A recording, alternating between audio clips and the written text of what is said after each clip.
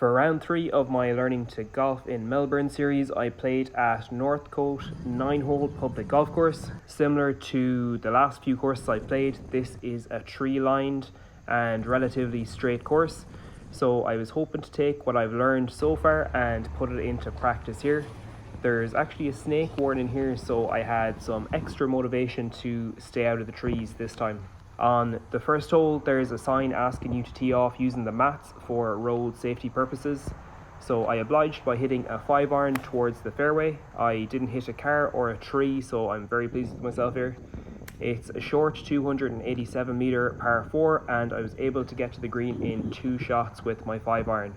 I had a long putt for birdie, and I managed to read it pretty well, and it came very close. So I was happy to have started the day with a birdie putt and end up with a par. The course was very backed up, and I started playing with an Australian gentleman who was ahead of me at hole 2.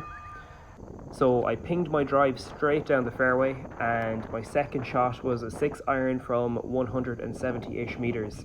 It held up slightly in a wind and it didn't actually make the green. So I pitched it close. I thought I could actually save a par on this one, but I didn't judge it well enough and I tapped it in for a bogey. Probably a full cup to the right.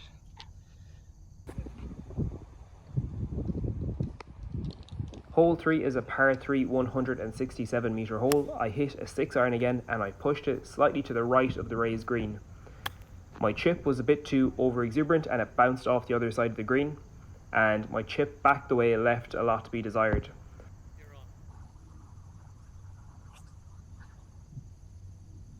I ended up 2-putting here and I finished out this hole with a double bogey.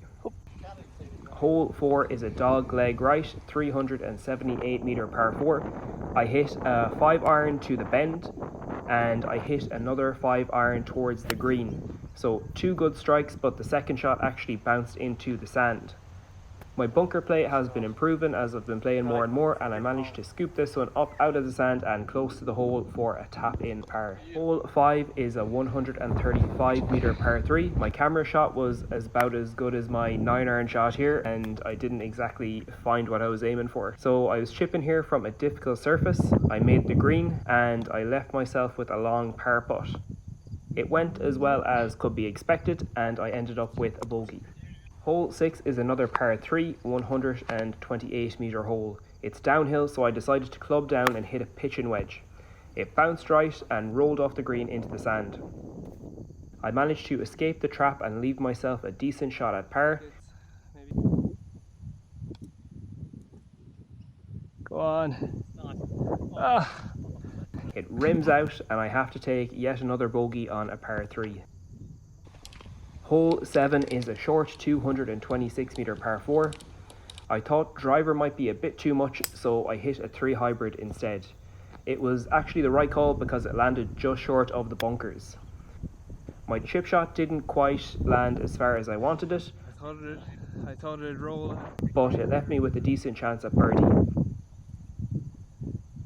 Oh man. I misjudged the speed of the slope and I ended up taking a par. Hole 8 is a 440 meter par 5. It has a unique feature where you have to wait until the person ahead of you rings the bell and lets you know it's safe to drive. My drive flies over the ridge and it leaves me with a 4-iron to the green. It doesn't draw as much as I had planned and I have to pitch it back into play. My chip goes well here and I nearly hole out for a birdie. It's so close, and one of these days my shots are going to start dropping and I managed to get a par here. Hole 9 is a 303 meter par 4.